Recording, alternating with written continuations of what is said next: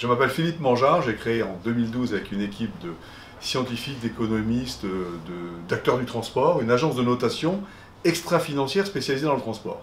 L'objectif est simple, c'est améliorer la performance économique de la chaîne de transport et en même temps réduire son empreinte environnementale et sociétale, c'est-à-dire le coût à la société. Aujourd'hui, vous avez bien compris que quand un camion circule, il n'y a pas que du CO2 qui part dans l'atmosphère, il y a aussi des particules, du bruit, de la congestion, des accidents, des NOx et des SOx qui héritent malheureusement les concitoyens que nous sommes. Donc l'idée, c'est de baisser la facture sociétale. Et c'est facile, parce que quand vous demandez à un transporteur de baisser ses émissions, ben, qu'est-ce qu'il fait? Il prend du matériel plus récent, et ce matériel plus récent qui fait moins de nuisances, consomme moins de carburant, fait moins de kilomètres inutiles, donc lui revient moins cher. Et le donneur d'ordre du transporteur est aussi heureux, parce qu'un camion neuf, ça arrive moins souvent en retard qu'un camion ancien.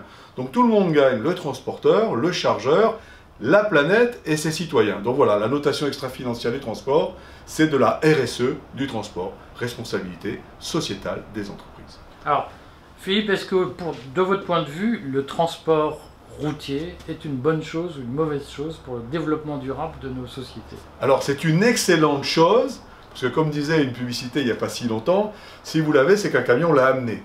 Vous ne pourriez pas vivre sans les camions, vous ne pourriez pas vivre non plus sans les bateaux.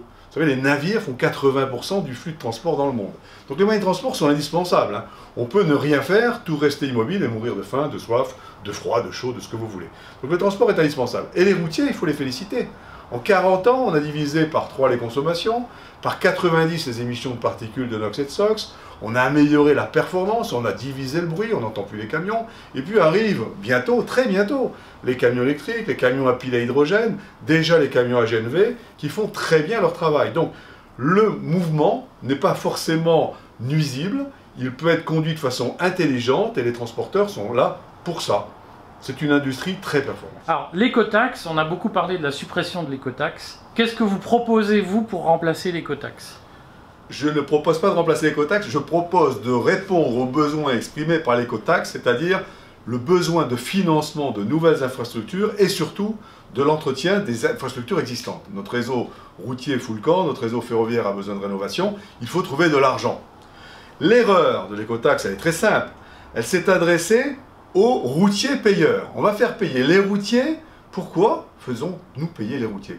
Pourquoi les routiers roulent-ils? Ils roulent parce qu'il y a des donneurs d'ordre, qu'on appelle des chargeurs, qui leur demandent de transporter leurs marchandises. C'est donc bien eux qui sont responsables du flux. Donc c'est bien eux qu'il faut prendre en responsabilité, et c'est très simple. On va penser en même temps à la réflexion de M. Hulot et de l'ensemble du gouvernement et même du président de la République. Il est nécessaire de réduire les émissions de CO2. Donc on va travailler sur 2 objectifs à la fois, réduire les émissions de CO2, obtenir des financements, en faisant un truc très simple.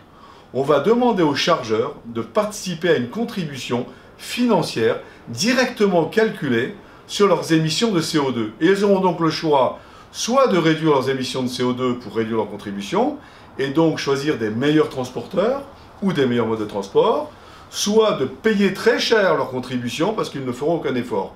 Et je suis sûr d'une chose, c'est que tout chargeur est quelqu'un qui sait compter, donc ce qui veut dire qu'il va choisir dorénavant, si cette contribution des chargeurs à la transition énergétique est retenue, ces chargeurs vont contribuer à la fois à la réduction des émissions de gaz à effet de serre et à la fois à la réduction de leur coût de transport, parce que c'est simple, pour réduire les émissions de CO2, ben, il faut mieux remplir les camions, et si les camions sont mieux remplis, ils reviennent moins cher à la tonne transportée. C'est bête comme chou, et ça peut rapporter 2 à 4 milliards d'euros par an à la collectivité, c'est-à-dire 1,5 fois le budget actuellement demandé pour la rénovation et des réseaux secondaires, routiers et du réseau ferroviaire. Quelle est la différence entre cette contribution que vous proposez et la TVA transport ou TVA écologique? Une TVA écologique serait, on va dire, homogène. Tout le monde paierait quoi qu'il arrive. Là, ce que je souhaite, c'est que ceux qui font des efforts pour réduire effectivement les émissions de CO2 payent moins, et ceux qui n'en font pas payent plus. Si vous mettez la TVA, ben, rien ne change. Hein, on va continuer à courir avec des camions à moitié remplis, des chargeurs un peu fous qui font livrer 5 fois une palette plutôt qu'une fois 5, des chargeurs un peu fous qui font travailler n'importe qui dans des conditions de dumping social, de dumping technique assez épouvantables. Non, aujourd'hui, La régulation du CO2 va permettre d'avoir des transports intelligents qui vont protéger à la fois la planète, à la fois les consommateurs, réduire le coût du transport, réduire les émissions de CO2 et faire rentrer 2 à 4 milliards d'euros dans les caisses de l'État tous les ans. Quelle garantie on a que ce n'est pas le consommateur final qui ne peut lui pas choisir entre train, bateau, camion, qui va finalement payer cette taxe? Alors c'est sûr qu'à la fin c'est le consommateur qui paye.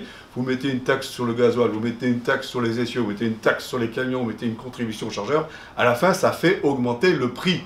Mais soyons clairs, le transport c'est à peu près 1% du prix de l'objet, de la marchandise que vous avez en magasin. 1%. La taxe telle qu'on l'a imaginée va augmenter de 0,26% ce 1%. Donc on est vraiment dans le picro-colinesque. Pour mémoire, cette année, vous avez tous entendu parler d'une crise sur le transport. Le transport en Europe a augmenté entre 4 et 6%. 4 et 6%. La contribution des chargeurs à la transition écologique ferait augmenter le prix du transport de 0,26%. Donc, totalement transparent pour le consommateur, mais très avantageux pour le consommateur. Parce que cette augmentation sera contributive d'un mieux vivre, de moins d'émissions de CO2, de moins de nuisances et d'un transport plus intelligent.